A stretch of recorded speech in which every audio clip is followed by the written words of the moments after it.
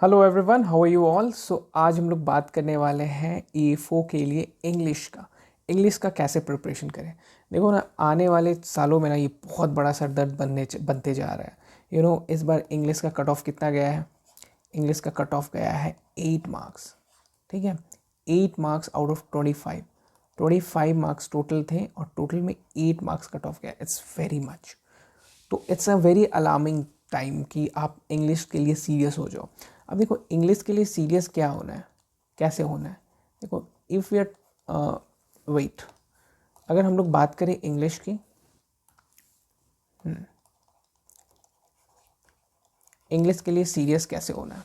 देखो, इंग्लिश के लिए सीरियस होने का अभी राइट टाइम है। ऑल बिकॉज ना कि जब आपके पास ये कोई छोटा चीज़ नहीं है कि अगर आपको लगेगा कि ये आप इसे 2 महीने में कर लोगे, हाँ 2 मंथ में कर लोगे, या ठीक है 1 महीने खूब प्रैक्टिस करेंगे हो जाएगा, नहीं होने वाला। ये बहुत प्रैक्टिस का चीज़ है। ठीक है, ये एक लॉन्ग टर्म चीज़ है, लॉन्ग टर्म चीज़ है।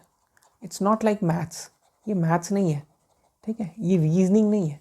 इट्स नॉट ए रीजनिंग कि आप मेहनत किए एक दिन, 1 घंटे, मतलब 1 महीने और आपका कंप्लीट होने को आया। नो, ये एक प्रॉपर प्लानिंग और लॉन्ग टर्म एस्पेक्ट्स में ठीक होता है। ठीक है, कोई भी कुछ भी बोल दे कि ग्रामर कर लो, वोकैब कर लो, वोकैब ऐसे नहीं होता यार। आप 100 वोकैब पढ़ो और उसके बाद 1 महीने बाद फिर से देखो, आपको याद नहीं रहेगा आधा वोकैब। वोकैब ऐसे नहीं पढ़ा जाता है। वोकैब पढ़ने के लिए आपको रीड करना होगा, बार बार रीडिंग करोगे और उसके बाद वो सब जो वोकैब वाले वर्ड्स हैं बार बार रिपीट होंगे ना, तब आपके दिमाग में वो जाएगा। ऐसे नहीं जाने वाला कि आप याद कर लिए और उस समय आपको ध्यान में आ जाए, नहीं होने वाला। अगर आपको मन है तो आप वैसे करके देख सकते हो, पर वो कैप्स ऐसे नहीं किए जाते। ठीक है, देखो इंग्लिश 2 तरह के लोग पढ़ रहे होंगे। बहुत लोग इस साल होंगे जो एकदम बिगिनर होंगे, जो एकदम बिगिन कर रहे होंगे स्टार्ट से, और बहुत लोग होंगे जो रिपीटर होंगे। ठीक है, रिपीटर होंगे जो 2 अटैम्प्ट्स, 3 अटैम्प्ट्स या 1 अटैम्प्ट्स दे चुके होंगे। ठीक है, देखो अगर हम बिगनर्स हो, it's a very alarming thing, क्योंकि आपको लग रहा होगा कि यार ऐसे करते हैं या प्रैक्टिस करते हैं या मॉक्स देते हैं। नहीं, अभी आपके पास टाइम है 60 से 90 days. Just do one thing, just read, just read. ठीक है, रीड अ लॉट। ठीक है, रीडिंग का एक लेवल होता है। अगर आपको अभी कोई बोलेगा न्यूज़पेपर पढ़ने, हाँ न्यूज़पेपर पढ़ने, तो आप ना परेशान हो जाओगे। आप थोड़ा देर पढ़ोगे, आपका दिमाग ख़राब हो जाएगा कि व्हाट आई एम रीडिंग यार, ये मेरे से नहीं हो सकता। ठीक है, ऐसे नहीं पढ़ना है, पहले अपना लेवल देखना है। ठीक है, आपका लेवल कौन सा है। अगर आप बहुत प्रिलिमिनरी लेवल में हो तो आप बहुत नॉर्मल से बुक पढ़िए, 8 क्लास के बुक्स पढ़िए, 9 क्लास के बुक्स पढ़िए। ठीक है, छोटे छोटे स्टोरीज बुक्स पढ़िए जो बच्चे पढ़ते हैं। अगर आप वहाँ से बहुत कंफर्टेबल हो, देखो स्टोरी बुक का मतलब ये नहीं कि आप बच्चे बन गए, नहीं पता है यार, आपको पढ़ना पड़ेगा। ठीक है, ऐसे सोच के दूसरों को बताना नहीं है मैं क्या कर रहा हूँ क्या नहीं कर रहा हूँ। स्टोरी बुक्स पढ़िए, छोटे छोटे स्टोरी बुक्स पढ़िए, वहाँ से स्टार्ट कीजिए। और 10 दिन ये इसको दीजिए, 10 डेज दीजिए। अगर आप वहाँ से बहुत कंफर्टेबल हो रहे हैं, वोकैब सब पता चल रहा है, कोई दिक्कत नहीं हो रहा है, देन आपको आगे बढ़ना है। उसके बाद आपको आगे कैसे बढ़ना है, नॉवेल से। बहुत लोग नॉवेल्स बहुत बहुत नॉर्मल वे में लिखते हैं। अब नॉवेल में भी ना डिफरेंट डिफरेंट चीज़ है। देखो बहुत लोगों को love love novels, romance novels पसंद होंगे। हाँ, आप आपको जो पसंद है पढ़िए। देखिए इससे ये मैटर नहीं करता कि आपको सिर्फ बायोग्राफी ही पढ़ना है। बायोग्राफी कब पढ़ना है, जब आप बायोग्राफी में इंटरेस्ट है। आपको इंटरेस्ट नहीं है तो आप पढ़ोगे नहीं, क्योंकि अल्टीमेटली आपका काम क्या है, we are here for reading. ठीक है, हमको यहाँ पे रोमांस और लव नहीं देखना है या बायोग्राफी नहीं देखना है, हम लोगों को रीडिंग पे फोकस करना है। तो रीडिंग करने के लिए वो रीड करेंगे जिस पे हमारा मन लगता है, जिसमें इंटरेस्ट है। और देखो जिस दिन आप ये रोमांस और लव का कम से कम 4 नॉवेल्स कंप्लीट कर लोगे, एक नॉवेल कंप्लीट करने में आपको टाइम लगेगा हार्डली 8 डेज, हार्डली लगेगा 8 डेज। ठीक है, 8 डेज, और 4 नॉवेल्स आप कंप्लीट करते हो विद इन 30 डेज, 40 डेज, आप बहुत इम्प्रूव हो जाओगे। नॉवेल्स में जो जो वोकैब आता है, जो चीज़ नहीं समझ आ रहा है, लिखना नहीं है, वहीं पे देखना है, थोड़ा सा दिमाग में लगाना है, अच्छा इसका मतलब क्या होगा, इसका मीनिंग क्या होगा, और उसके बाद उसको डिक्शनरी में देखना है। ये लिखने वाला चक्कर नहीं करना है जो सब लोग आपको बताते हैं। लिखने से नहीं होगा, आप उस पेज को फिर कब पलटोगे ये सब किया होगा, हर एक इंसान ये काम करता है लिखने वाला। पर ध्यान लगाओ कि उस पेज को आप पलटे कब हो, लास्ट कब देखे हो, फिर से रिवाइज किए हो, नहीं, वो वहीं का वहीं रह जाता है। तो लिखना वोखना नहीं है, जस्ट रीड, जस्ट नॉवेल्स को, ढेर सारे नॉवेल्स को पढ़िए और फिजिकल कॉपी लीजिए। ऐसा नहीं कि मोबाइल पे पढ़ रहे हैं, मोबाइल पे मत पढ़ना। हाँ, मोबाइल पे पढ़ोगे स्ट्रेस आएगा आँख पे, मज़ा नहीं आएगा, आप पढ़ भी नहीं पाओगे। फिजिकल कॉपी लीजिए, फिजिकल कॉपी हो तो फिजिकल कॉपी लीजिए। अगर फिजिकल कॉपी नहीं मिल रहा है तो लैपटॉप पे पढ़िए, अगर यू हैव लैपटॉप तो लैपटॉप पे पढ़ने की कोशिश कीजिए, ठीक है। तो ये काम करना है बिगिनर्स को, एज वेल एज रिपीटर्स जिनका मार्क्स कम आ रहा है, जिनको 6, 7, 5, 4 या बहुत इश्यूज़ हैं, ठीक है। तो आपको रीड करना है सबसे पहले। देखो इंग्लिश का मैंने वीडियो क्यों बनाया, इट्स फॉर 90 डेज़, ठीक है, 90 डेज़ टारगेट। देखो पूरा फेब पढ़ना है, पूरा मार्च पढ़ना है, ठीक है, पूरा अप्रैल पढ़ना है, ओके। ये 3 मंथ आपको रीडिंग में देना है। हाँ, 3 मंथ रीडिंग में देना है, रेगुलर रहना है, एकदम रेगुलर। ऐसा नहीं कि मैं रीड कर रहा हूँ और फिर मैं गायब हो जा रहा हूँ, फिर मैं सोच रहा हूँ यार आज तो नहीं हो पाएगा रीड।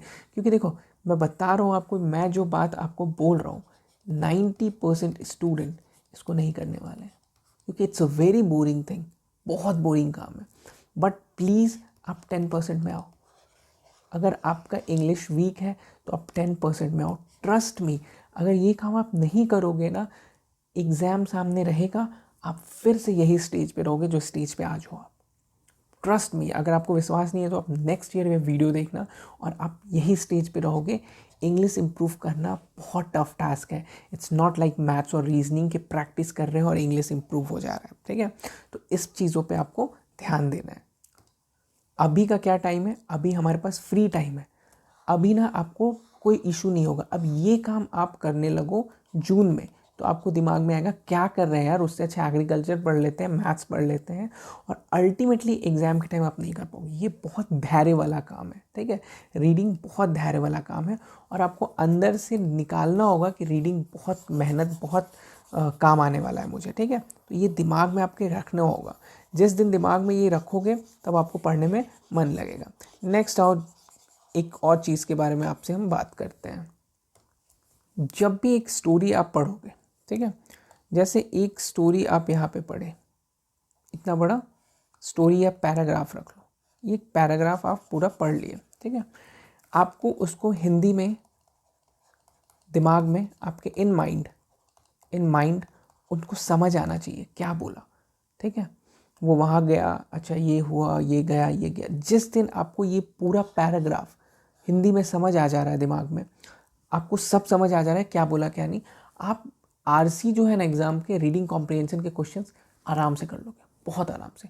रीडिंग कॉम्प्रिहेंशन 18 मार्क्स का क्वेश्चन आएगा, 18 क्वेश्चन आएगा, वो कैरी करेंगे 9 मार्क्स, एंड 18 क्वेश्चन रहेंगे, सॉरी, हाँ 18 क्वेश्चन रहेंगे, वो कैरी करेंगे आपको 9 मार्क्स। और ये जो आपको मार्क्स रहेगा ये आपको सेल करवा देगा, ठीक है। रीडिंग कॉम्प्रिहेंशन करने से मतलब ये जो रीडिंग का प्रैक्टिस करने से आपका रीडिंग कॉम्प्रिहेंशन ही सही नहीं होगा, और भी फिल इन द ब्लैंक्स वाले जितने क्वेश्चंस रहते हैं सब सही होंगे। और ट्रस्ट मी, आप मिरेक्युलसली आपको फील होगा ना कि आप कितने ज़्यादा अच्छे हो गए हैं इंग्लिश में। You not for FO only, अगर आप पीओ भी एस कर रहे हो ना, पीओ के लिए भी सोच रहे हो, तो आप रीड करके देखो। रीड करके देखोगे ना कि हर एक एरर आपके दिमाग में आने लगेगा कि अरे यार इसका आंसर ये होने वाला है, इसका आंसर ये होगा। आप तुक्का भी मारोगे ना तो तुक्का आपका 90% सही होगा, ठीक है। 10% अगर एग्जामिनर आपको फंसाने के पीछे पड़ गया तो वो तो फंस ही जाओगे, मगर 90% सही होगा। देखो इट्स वेरी बोरिंग टास्क, मैं फिर से बता रहा हूँ, इट्स वेरी बोरिंग टास्क, और 90% स्टूडेंट गिव अप कर देते हैं। तो please do this kind of thing. बहुत लोग अभी आपको आएंगे और बोलेंगे ग्रामर स्टार्ट करो, 120 रूल्स, 120 ग्रामर रूल्स, पढ़ने में बहुत मज़ा आएगा, ठीक है। ये ग्रामर पढ़ने में बहुत मज़ा आएगा, पर ना कभी इसको प्रैक्टिकल अप्रोच में देखना, ठीक है। प्रैक्टिकल अप्रोच में क्वेश्चंस में लगा के देखना, वो नहीं बनेगा। आप क्या करना, ये पढ़ लेना, ठीक है। आपको कोई बोले और आपको अगर मेरी बातों पे समझ नहीं आ रहा हो, लग रहा हो कि it's not very feasible thing, मुझे मज़ा नहीं आ रहा है इनकी बातों में, तो you can do one thing, grammar पढ़ो। और ग्रामर पढ़ने के बाद उस रूल्स को प्रैक्टिकल अप्रोच में क्वेश्चंस में लगाओ, देखो तुम कितना बना पा रहे हो। आई बेट श्योर, डैम श्योर कि क्वेश्चंस में आप जब लगाओगे तो वो नहीं बन पाएगा, ठीक है। तो इन चीज़ों को आपको देखना होगा, ठीक है। देखो अभी मैं इसलिए बोल रहा हूँ क्योंकि अभी यू हैव टाइम और you have to make your pillar strong. एक घर बनाने के लिए पिलर को स्ट्रॉन्ग करना होता है, ठीक है, पिलर को स्ट्रॉन्ग करना होता है। तो this is the silent time. ये टाइम जो है ना बहुत साइलेंटली निकल जाता है, आपको लगेगा कोई इशू नहीं हुआ मेरे लाइफ में, सब कुछ अच्छा चल रहा है, but it is the time जहाँ पे आप अपने आप को एस अप कर सकते हो दूसरों से, ठीक है, दूसरों से ऊपर पढ़ाने के लिए अभी बेस्ट टाइम है आपके लिए। और इंग्लिश जिसका वीक है उसके लिए ये प्रीमियम टाइम है। तो डू अ बेटर जॉब और यहाँ पे आप इंग्लिश को ऐसे स्ट्रॉन्ग करो। कोई भी इश्यूज़ आए आप मेरे इंस्टा नहीं, आप मेरे टेलीग्राम ग्रुप में जुड़ जाओ, टेलीग्राम के ग्रुप में जुड़ जाओ, डिस्क्रिप्शन में टेलीग्राम ग्रुप है, ठीक है। कोई भी इशू आए वहाँ आप डायरेक्ट मेरे से क्वेश्चन पूछ सकते हो कि मुझे ऐसे करना चाहिए कि क्या करना चाहिए। I am there for you. और चलो, thank you so much, bye bye.